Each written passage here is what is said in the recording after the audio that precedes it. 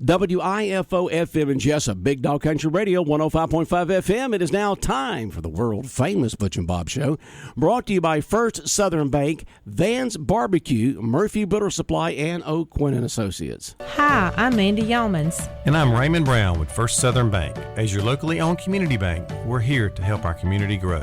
Our customers are why we are here. You can tell we want your business. We offer all types of deposit products, personal and business. We have fast, efficient service, and yes, we have online banking too.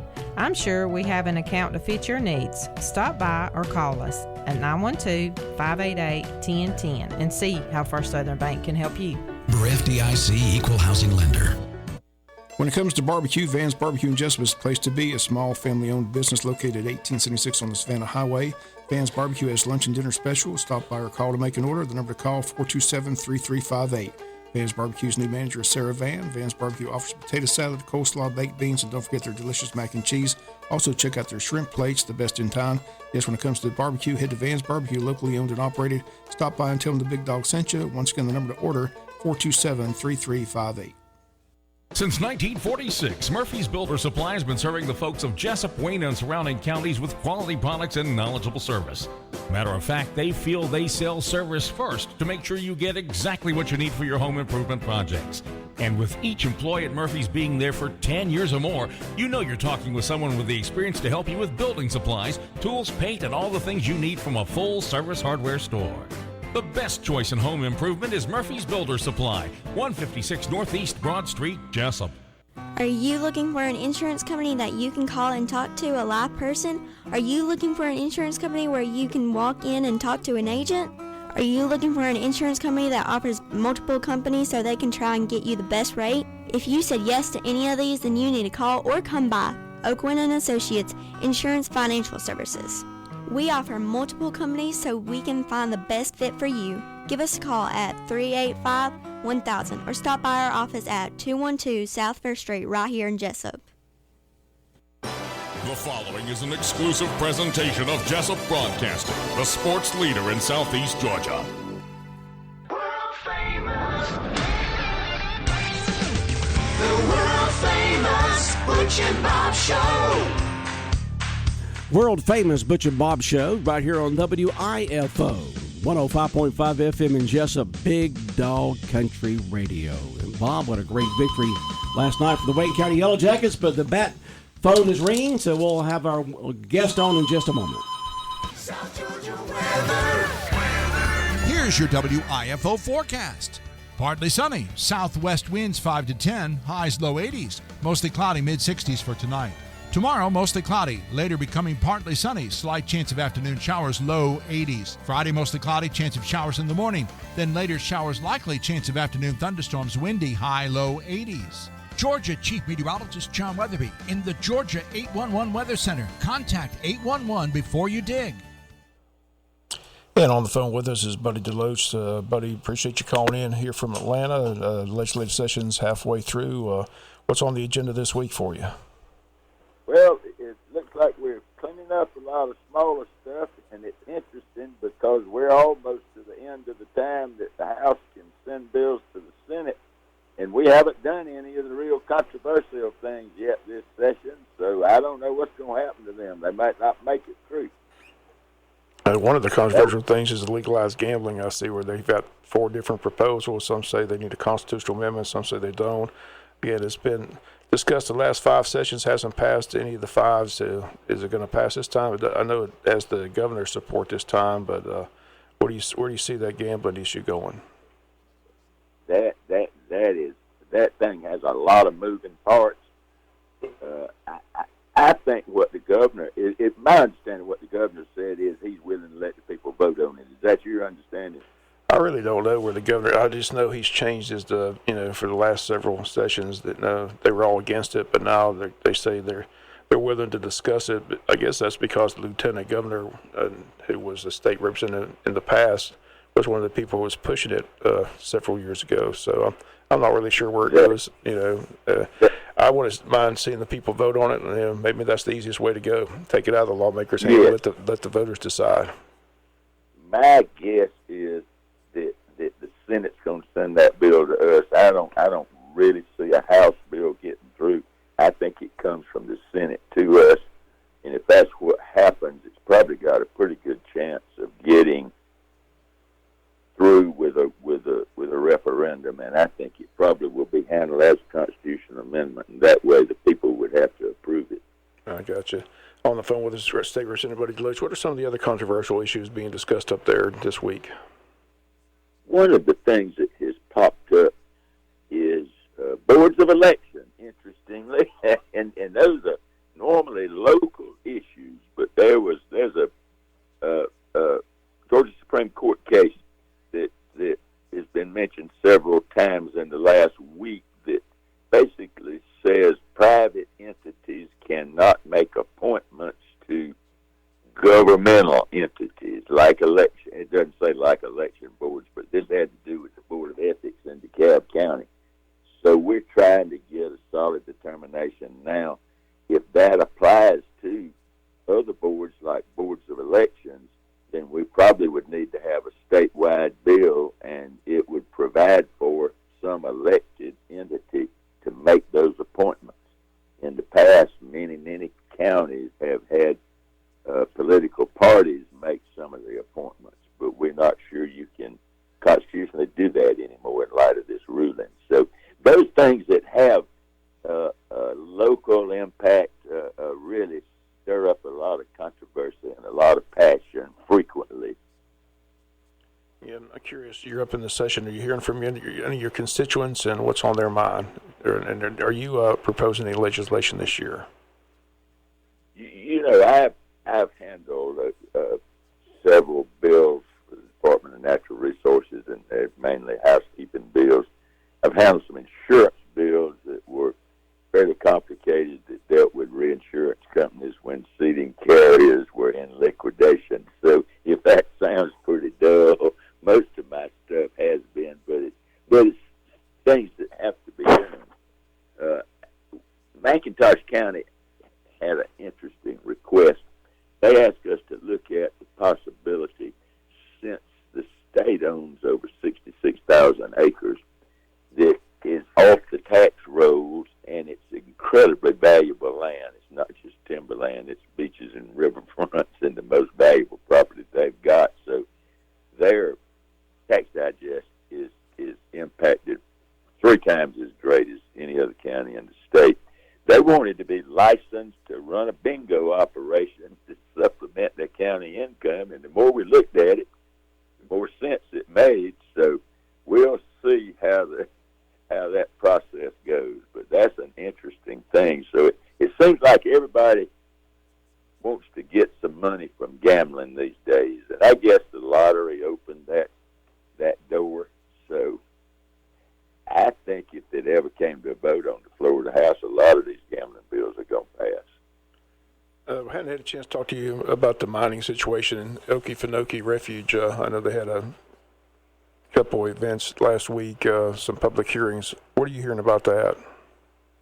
I tell you where I think we are and what's going to happen. That first mine still has got a ways to go before they can start mining, but it really is limited to a test mine. So I think they're probably going to let that test mining operation go forward and then see what the impact is. So I don't, maybe that's the right thing to do. It's been tough for me because the swamp's important to all of us, and we certainly don't want to see anything happen. Just don't even take a chance of damaging that environment. Where do you stand on the increase in the pack of cigarettes? I see where they're trying to raise the price of tax of increase 20 cents. You in favor of that or against that? You know, I think that Georgia still is pretty low among states around us on how we tax cigarettes. I hadn't looked hard at that because I hadn't thought about buying a pack of cigarettes in so many years that I can't even remember. But the fact of the matter is, I'm afraid it's going to impact our lower income folks because so many of those are the ones that are still smoking.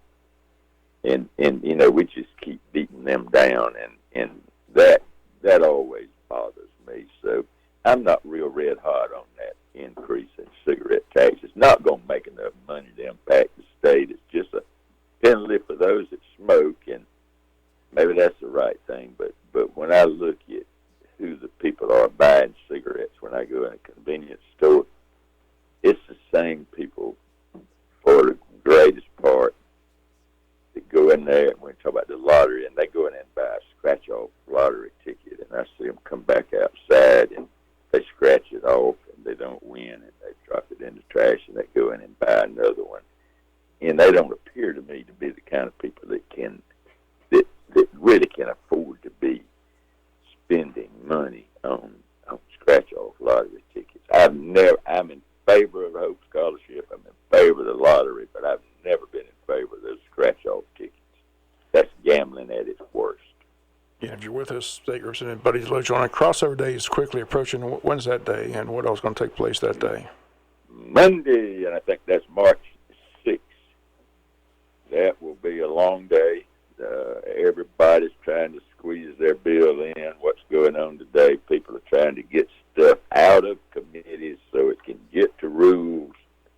And if it gets out by tomorrow, it will be available to be heard in rules on Monday, which is the last day to get a bill out of the House.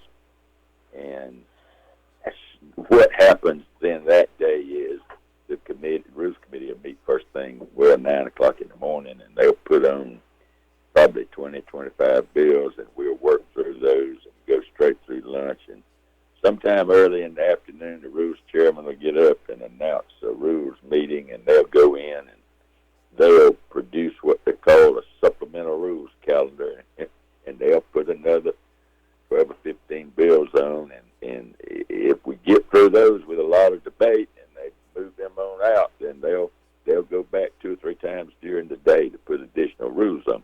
Chairman Richard Smith from Columbus has slowed that operation down, though. He's pretty strict in the number of bills that he will put on there, which means that a lot of people are going to lose their bills this year, but it gives us time to do a better job at looking at what we're voting on, and I applaud him for that effort. Well, I know you said you got to get to a committee meeting, but before you go, if there's anybody listening who wants to get a hold of you or get in touch with you, what's the best way to get in touch with Buddy Deloach during the session? I have always given them my cell number, but the truth of the matter is, if they call this office number in Atlanta, which is published, if you just go on Georgia General Assembly, look up Buddy Deloach, it gives you email, phone numbers. You have to assume you got a lot of people riding. They can't write that thing down. My admins in this office, in the legislative office building, will track me down. If I have a constituent call, they will find me and give me the message. So that's the best way to do. Google Buddy Deloach, whatever, they'll give you a capital phone number.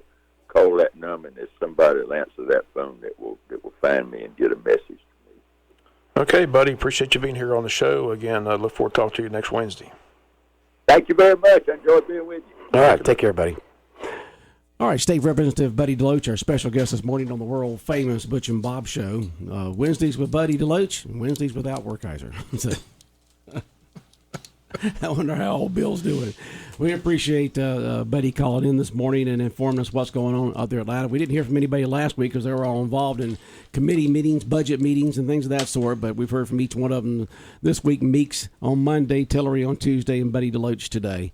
And so it's been great getting the updates on this before they go into that crossover day on Monday, which is the last day that they can do anything on bills in terms of originating them. Then they just have to negotiate on the bills they send over to the other chamber. I guess that's when the debate really begins after Monday. Yeah. So you want that, we want this. Yeah. It's amazing how you can have the same parties, both in the Senate and the House, have different versions of a bill, and same party members will disagree. The House members will disagree with the Senate, no matter which party is with their own party, until they can compromise on the particular bill and then put it up for the vote whenever they take the votes on all these things. Well, the good news, it doesn't seem that much there doesn't seem to be that much disagreement between the two parties up there in the state of Georgia like it is in Washington, D.C. They seem to be able to get along and get things done in Atlanta. Yeah, and they do a lot better than they do in Washington. It seems like Washington politicians, all they do is try to make the other folks look bad and make themselves look good, and political posturing all the time, where you really wish they would just work on what's good for all Americans instead of just trying to push their own. I don't know. It's sometimes it's amazing it even works. You take a look at all of it, you hear everything and see everything that goes on. You just say, how does all this work when you've got all these people just mouthing off at each other every day? And we've come to a country where it seems like we are not tolerant of other people's opinions, of their views, and we don't like you if you don't agree with us. And you got almost 40% of Americans who die hard one way, and almost 40% of Americans that are die hard another way, and then 20% that just kind of they're more moderate in there, and they could vote either way, or they got different opinions on different issues and stuff like that. But it seems I'm really worried about freedom of speech. It just seems like every time you turn around that some state, some city, the nation's capital, when it comes to the Congress and so forth, or anyone else up there is trying to put some sort of restrictions on free speech, and there's a lot of folks in this country that are worried about that. You don't have to agree with somebody, to say, I don't agree with you, but I do agree with your right to have the right to say it, or to think it, or to feel it. That's the country we live in. I mean, it's our number one Bill of Rights, freedom of speech. Our forefathers lived in a situation where they did not have that because of under the thumb of the King of England. And if you live in a situation like that, you understand the importance of having freedom of speech. And of course, they knew that freedom of the press is very important to make sure that the government stay in line, in a sense. But now you've got so many press people out there that take sides. They only promote one particular view instead of reporting the facts. We need more Sam Donaldsons out there, Bob. I don't care who the president was. He held them to the fire. But today's it's like we got to attract the liberals, and we got to attract the conservatives. So we have to report that particular side of the issue, and that's just the realities of it all. And then social media it's a whole different thing there. I mean, it just puts gasoline on the fire, fuel the flame, when it comes to all these different opinions. But I hear some of these public service announcements on Fox and other places where it talks about freedom of speech. It doesn't matter, if you're a Republican, Democrat, conservative, liberal, you have to agree that we should have the freedom of speech. And it's interesting these days on YouTube to hear these comedians on there talk about how they feel like they're constrained not to be able to say what they want to say to make people laugh, because heaven forbid you offend one person in that audience. Heaven forbid, because they'll go on social media and just blast you, and then other people who don't like that comedian or something like that will jump on there, and they feel like they're in. A lot of comedians feel like they're in straitjackets these days. That they just can't say what they want to say because heaven forbid you offend somebody. But that's, I mean, I don't know how Don Rickles will make it today. Mr. Warmth, as Johnny Carson called him. Rickles was offending everybody. You go back and watch some of those old videos of Don Rickles in today's society, they'd be roasting him like a pig over an open fire, on social media these days. Yeah, he was just funny. He didn't mean anything by it. His goal was to make people laugh. Well, let's talk about Wayne County baseball. Boy, they poured it on last night against Camden, didn't they? That's a big win. I said, nice performance by the sophomore Caitlin on the mound. Gavin Mixon with a big 2-run home run, several extra base hits. Nick Thomas had 2 doubles. Tyler Wallen did the big double. So I said, when they play well, they can beat anybody. So, got good pitching. That was a nice performance by the sophomore. Yeah, the sophomore did good last night. Helped out because, like I said, they didn't have to use any of their number 1 or 2 pitchers going into Vidalia and Appleton County this weekend. So, Thursday in Vidalia, Friday in Baxley. So, region schedule just a couple weeks away. So, right, you got this week of non-region, next week of non-region, and then the following week we'll start our region play. And tell us about the region format once again, like it was last year. Like I said, it's just the same thing. It's home. 2 games at one site, 1 game at the other. It's a 3-game series with each team. So you play each. It's like each we team play plays BC, 3 we play them 3 games in a row. 3 games in a row. Right. 2 games one day, 1 game the right. next, something like that. And the same thing with the next. Most of the series are 2 at one place.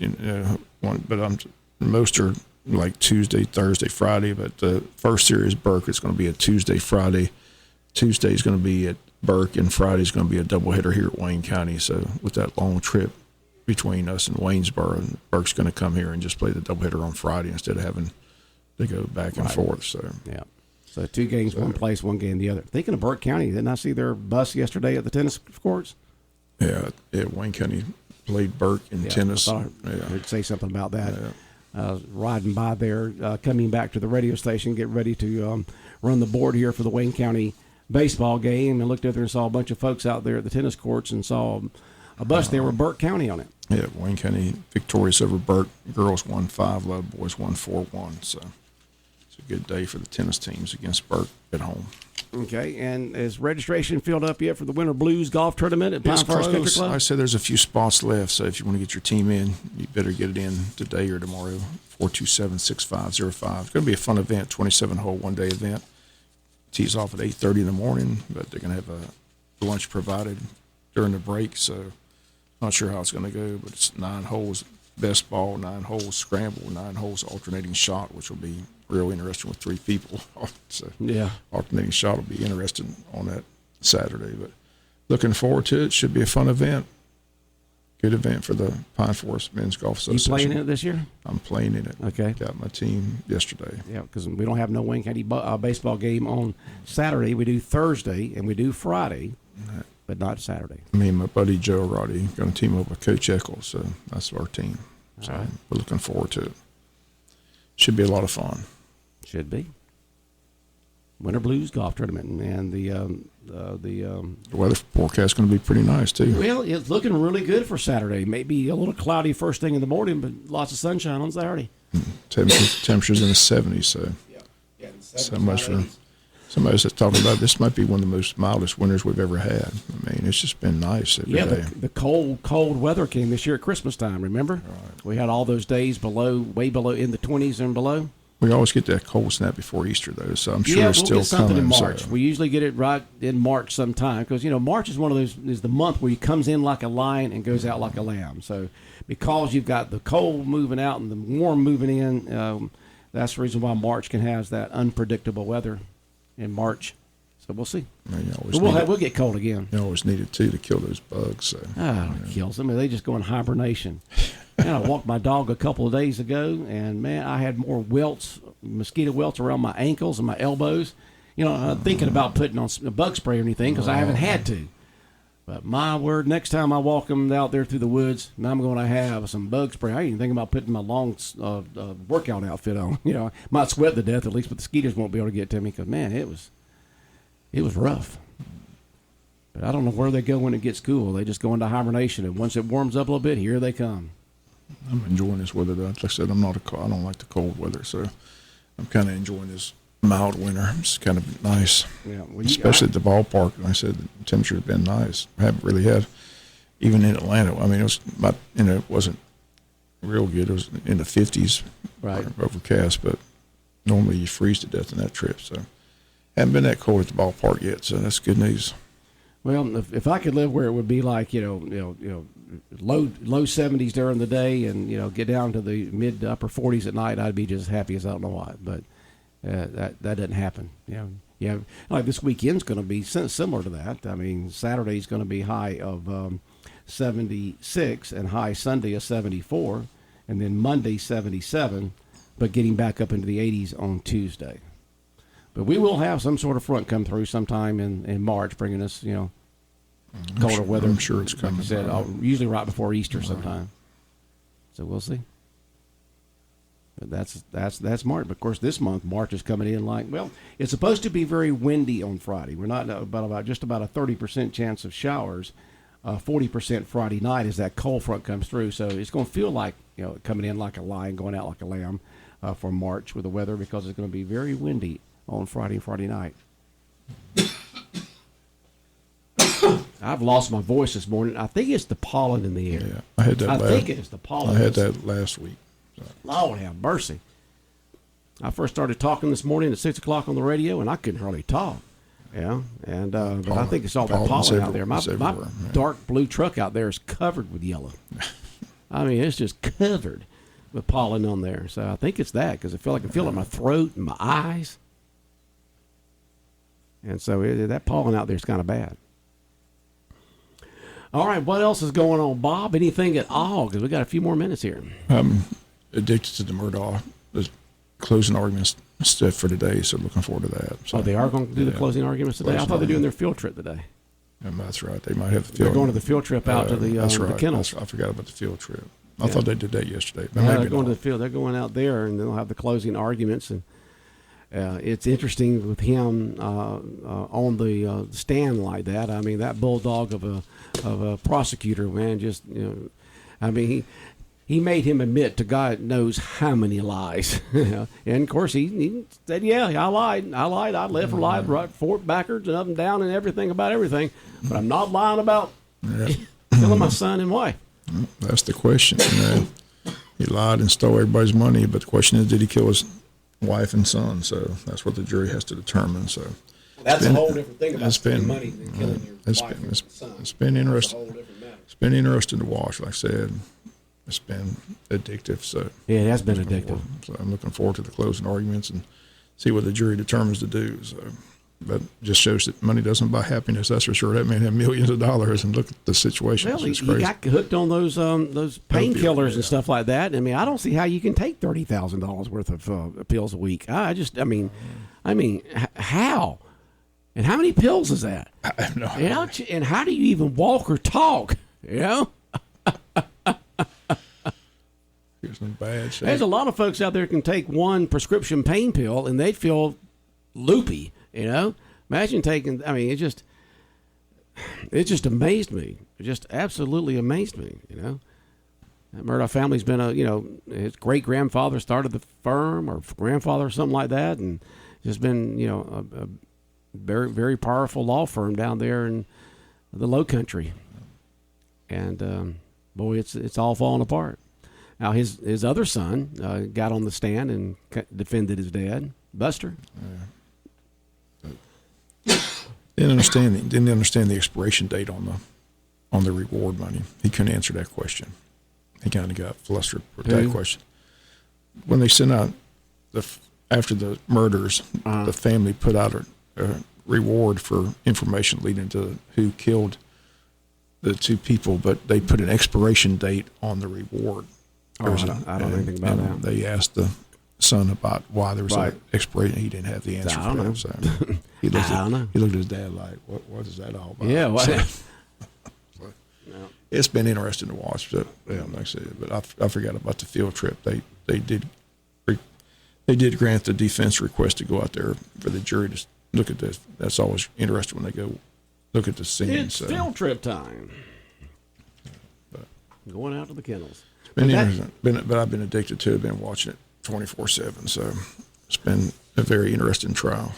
Well, one thing this trial has shown, that if you've got a smartphone, you have no privacy. Right. Absolutely none at all. It's recorded in some big server somewhere. Everything you do, everywhere you walk, the steps you make, the things you do, everything.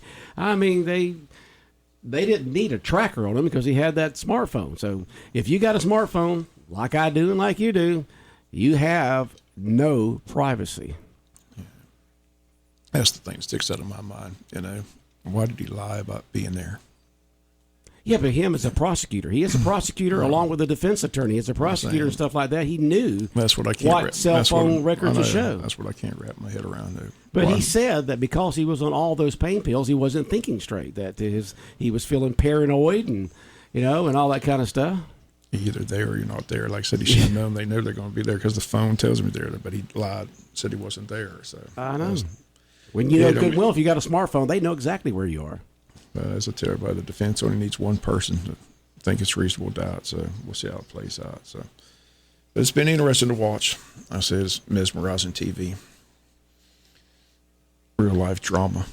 Oh yeah. That's amazing. Wait for the Netflix movie to come out in the next couple of years. It's sad to see the millions he had, and to get addicted to opioid, and just everything just falls apart. So, did he have surgery or something, or did he have anything? The reason why he started taking them in the beginning? Did they ever say, or did he just? I really don't know. I don't know either.